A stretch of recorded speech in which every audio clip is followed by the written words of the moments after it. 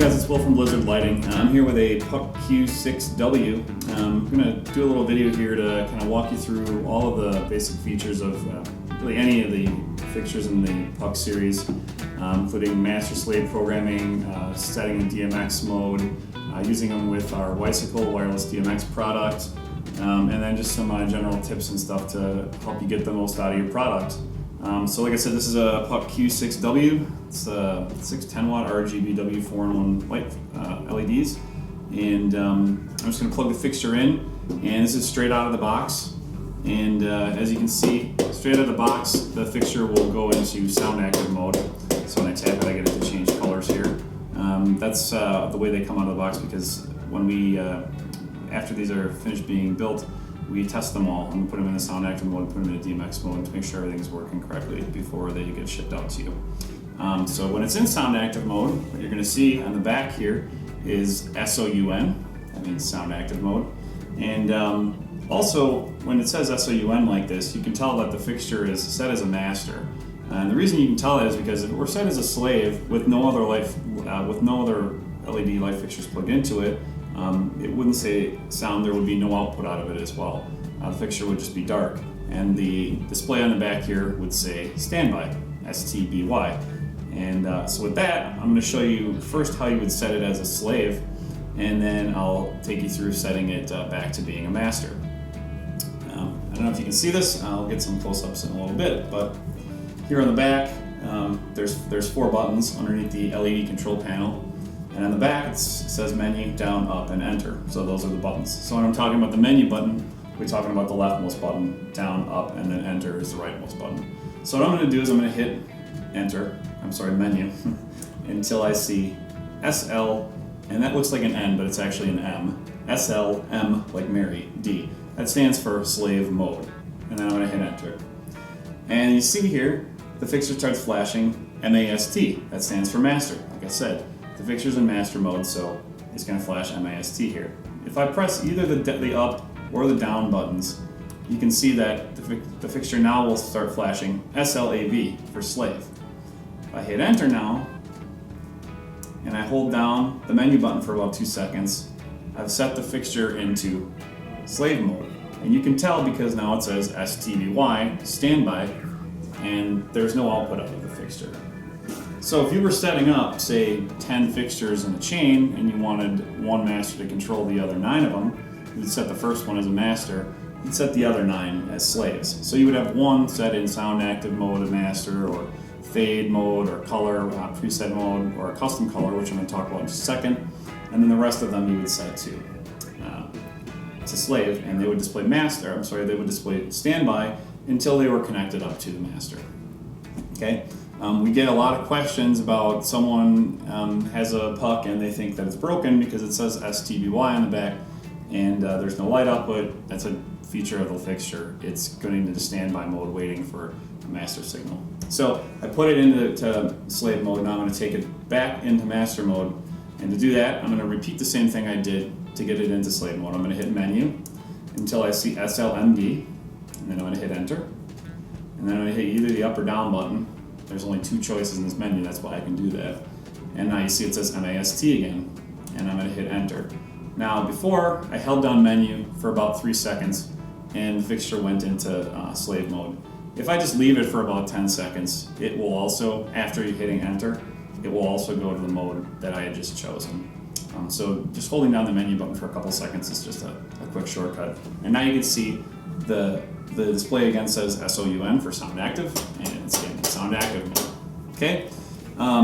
So next I'm going to show you a couple of the other options for when you're running in standalone mode or master slave mode.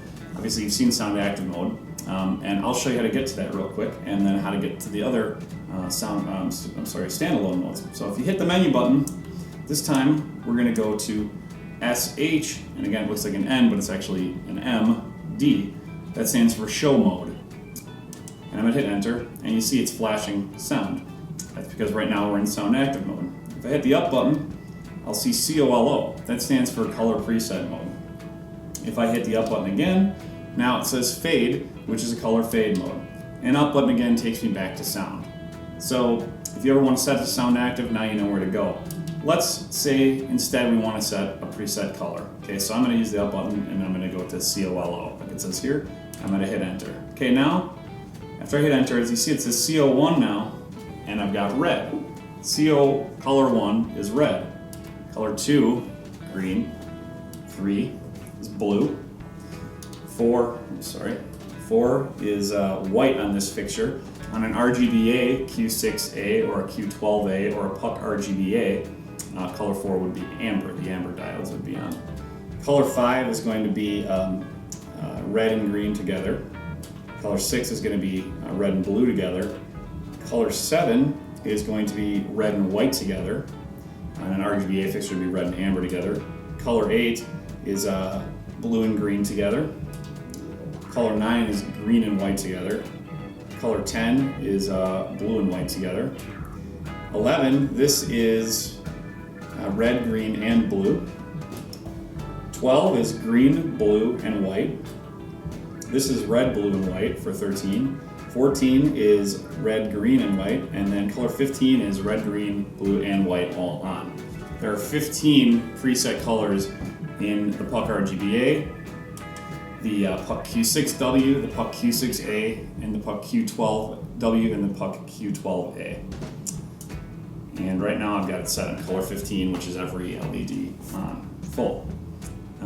Which brings me to my next point. A lot of people ask how it's possible to set a custom color in these without using a DMX controller, and it's pretty easy to do that because there's another feature in this called manual mode.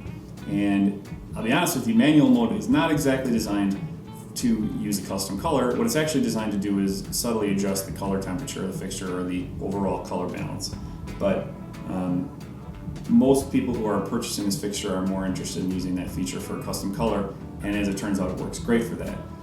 So what I'm going to show you how to do is how to use the manual settings to set a custom color.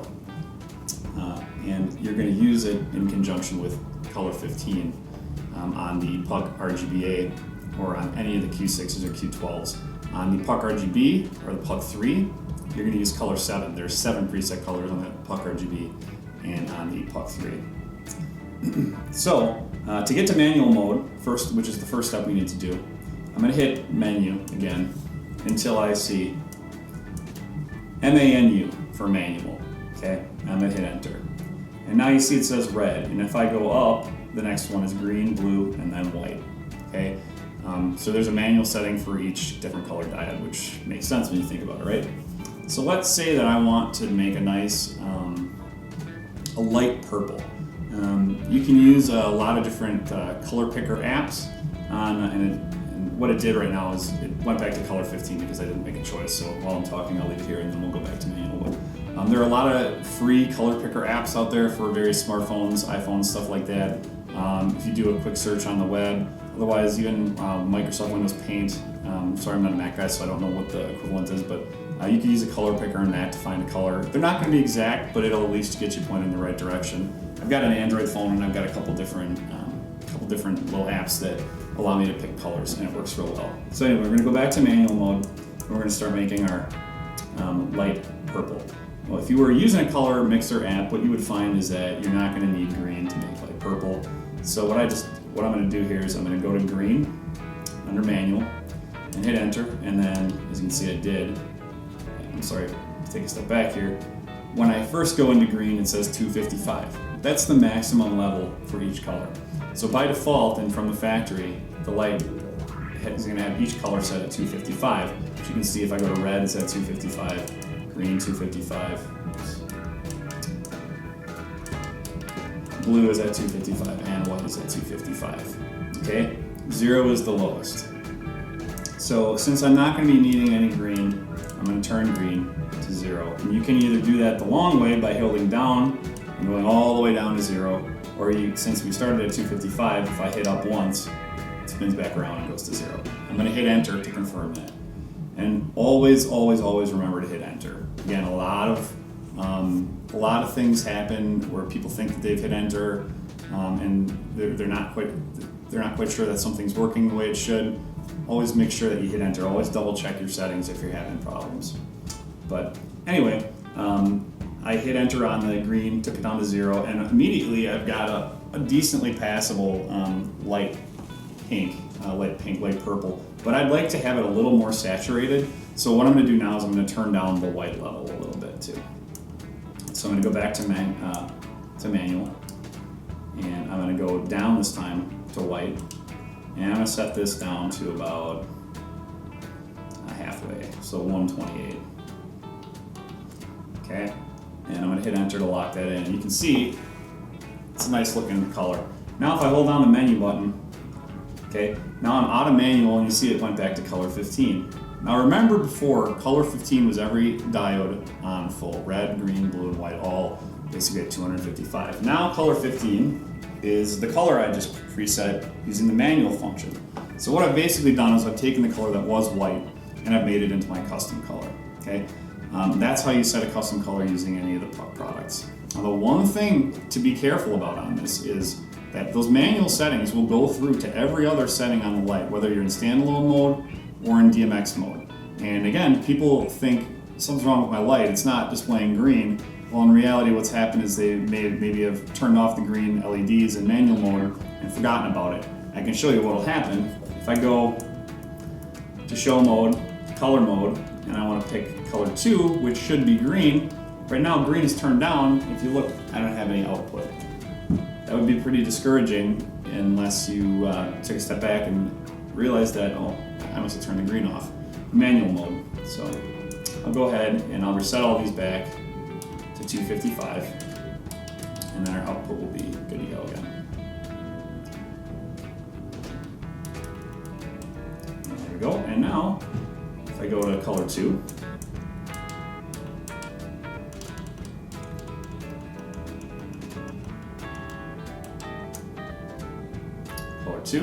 and it's nice green again. So that'd be how you use the preset colors and the manual color or custom color selection on any of the pucks.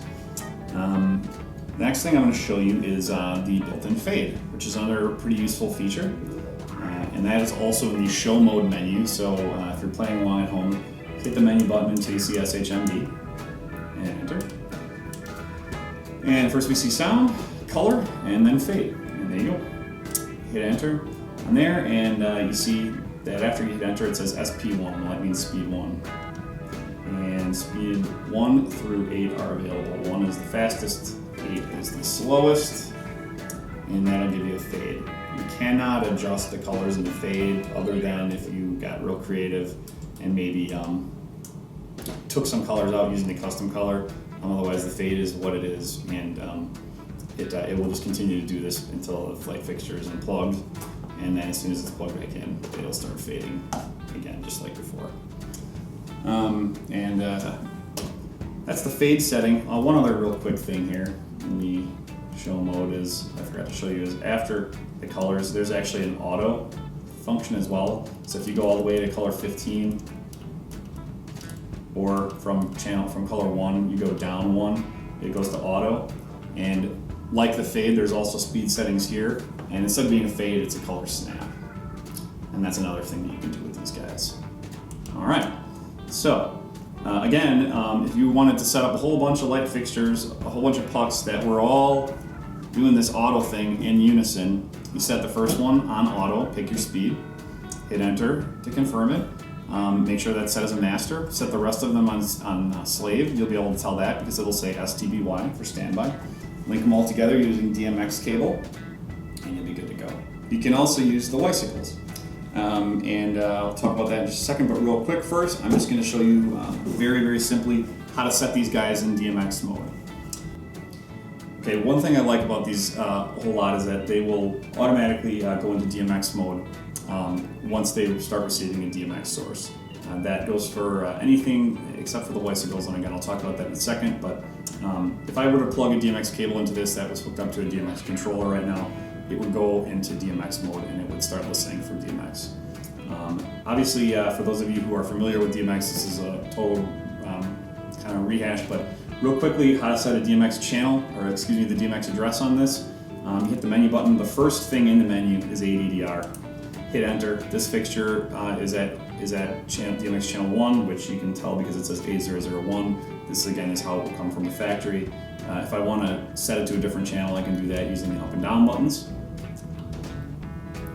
And hit enter, and it'll go back to ADDR. And then if I hold down the menu button for 3 seconds, or if I wait about 10 seconds, it'll lock that choice in. Since there's not DMX signal going into this right now, you can see that it's gone back into the auto chase that I had it set on before. If there were a DMX signal, it would display the DMX address in the back here, and you would be able to control the fixture in DMX mode. Which brings me to the next thing real quickly. There are, in all of the pucks, there are 2 different channel modes. There's one that we call the basic or color mix mode, and then there's the extended control mode.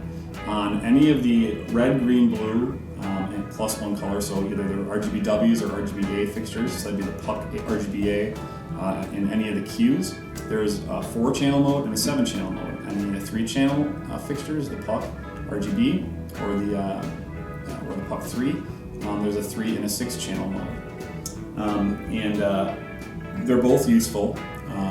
It just depends on your application. If you're just doing uplighting and you have a simple 3 or 4-channel controller, you're probably going to want to use a 3-channel red, green, blue, or 4-channel red, green, blue, white, red, green, blue, amber mode. If you're using these theatrically or for a band or something and you want to take advantage of the built-in strobes, the chases, the full dimming, then you're going to want to use the extended 6 or 7-channel mode. Really easy to set them. Again, you can hit the menu button until you see CHMD channel mode and hit enter.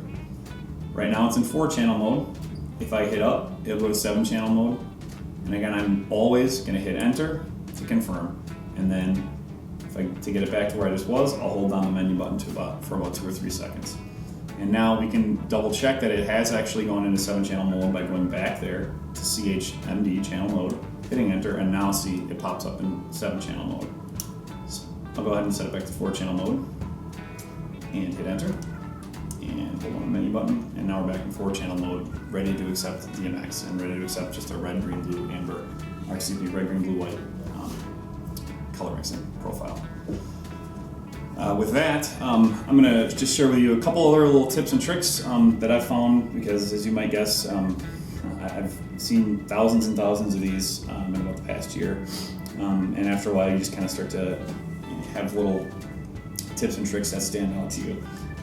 One thing that we hear a lot is, well, I plugged, pick a number, 20, 30 lights in together using the power out daisy chains, and the fuse keeps blowing. Well, the reason for that is that this is a fuse output in here, and that's to protect the fixture and you from being set on fire by having too much current go through it. There's a fuse inside this little holder right above the plug, and it is tied to this outlet. And if you plug too much into this outlet, you will blow the fuse. And trust me, that's much better than the alternative, which is having the fixture go up in flames or worse. It's there for a reason. You shouldn't try to defeat it. If you need to plug more than 4 to 5 light fixtures into the back here at a time, I would highly suggest that you split them up and you run one extension cord to every 5 fixtures and do it that way. Common sense should prevail here. It's a very thin cord. You would never plug, hopefully, you would never plug 15 of anything into the same socket, so don't do it here either. Other than that, just taking good care of these things is important. They are really well-built fixtures, they're metal, but the LEDs are fragile, and like any fragile piece of electronic equipment, if they're abused, they will eventually break. And it does happen. It doesn't happen a lot, but it can happen. So just I guess, my word of caution is just, treat them with respect and no respect to that. Okay, so real quickly, I swapped out the Puck Q6W that I was using earlier for this Puck RGBA Unplugged. For those of you who don't know, these are we've got 3 lights now, the RGB, RGBA, and Puck 3 Unplugged that are battery operated, and they have the same DMX traits as the conventionally powered fixtures. Basically, they look pretty much the same as well. They're a little bit thicker, a little bit heavier because they have a lithium-ion battery in them. And then there's the switches on the back. I've grabbed one of those instead, and I've got a wiCICLE here. The wiCICLE is our wireless DMX system. It works either as a receiver or a transmitter. We sell them with both genders, males and females. And then we also sell a product called wiCICLE, which can work with these systems as well. I'm going to show you how to use the wiCICLE with the puck RGBA unplugged here and how to use it with your other fixtures as well.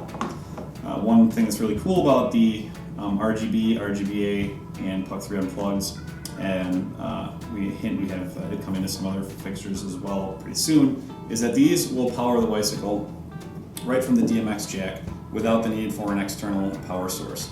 If you're using other fixtures, you will need to use the wall adapter, which comes with it. So, first thing I'm going to show you is without the power from the unplugged fixture, what it'll look like. And I've got a light caster set up in the back here, about 50 feet away, that's transmitting a simple fade pattern, fading from red to green to blue to amber. So what I'll do is I'll take the wiCICLE here, I'm going to plug in the power, and it starts out red, and that solid red color quickly changes to flashing green. What the solid red color tells you is that this is set to the first channel group of the wiCICLE system, which is red. Don't quote me on this, but I think it goes red, green, blue, and so on and so forth. There are seven different options. There's red, green, blue, cyan, yellow, magenta, and white. And each of those will correspond to a different channel group. The best way to tell which channel group you're on is to plug it in, unplug it, plug it back in, and the solid color will tell you what channel group it's on.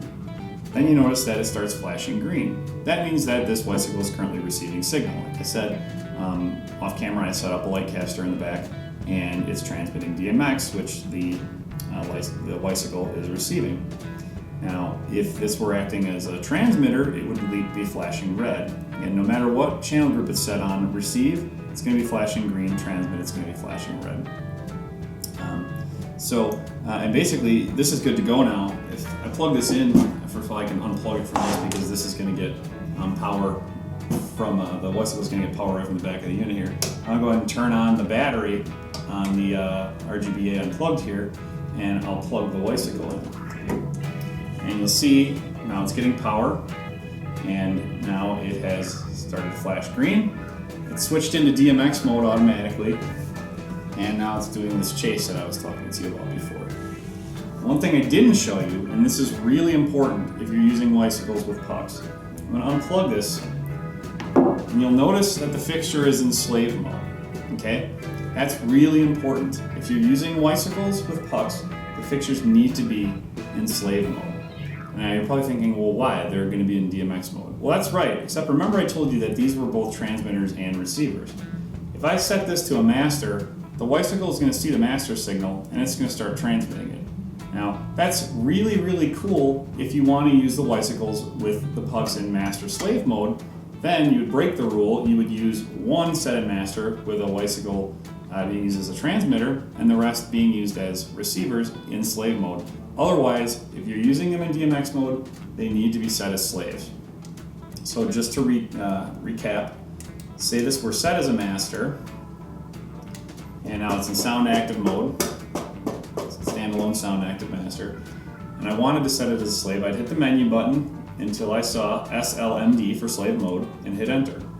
I would use the up or down keys till I saw SLAV for slave and hit enter.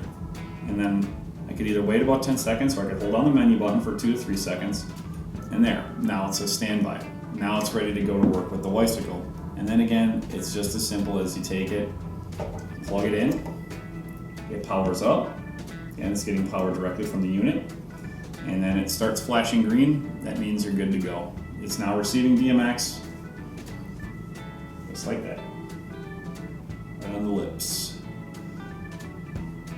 And that's pretty much all there is to using the wiCICLE as a receiver with the puck. Like I said, if you did want to use this as a transmitter, I can show you how to do that too. I'll go back here to SLMD for slave mode, and I'll go to master, enter to confirm, and hold down the menu button. And now I'm just going to quick unplug this, and it's in sound active mode. I'm going to plug it back in, and it's going to power up. And now you see instead of flashing green, it's flashing red, which means it's transmitting. Now if I had another wiCICLE set up in another one of these pucks, this one would be acting as the master, and all the pucks that were in line with it with wiCICLE set to the same channel group will be doing the same thing.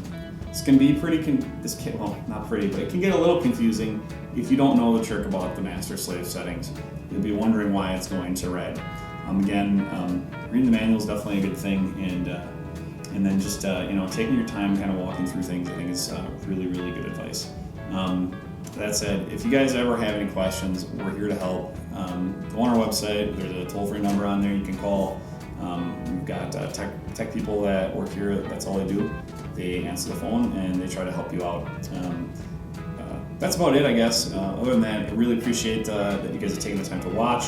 Thank you very much for buying all of our products. We sincerely appreciate it. We're doing the best we can for you. We're trying to get you the best products, the best prices. We've got a ton of new cool stuff coming out for 2012. So I hope you'll hang with us. I hope you'll pick up some of our new products. We'll be out at Mobile Beat. We'll be sharing a booth with Rain this year, which is going to be pretty cool. So I hope to see you guys all there. If you have any questions in the meantime, feel free to post a comment in the video. Otherwise, go ahead and visit our website. You can always pick up the phone and call. If you have technical support questions, support@blizzardlightning.com. Somebody will get back to you very quickly. Once again, thank you very much, guys. I really appreciate all your support, and take care. We'll talk to you soon.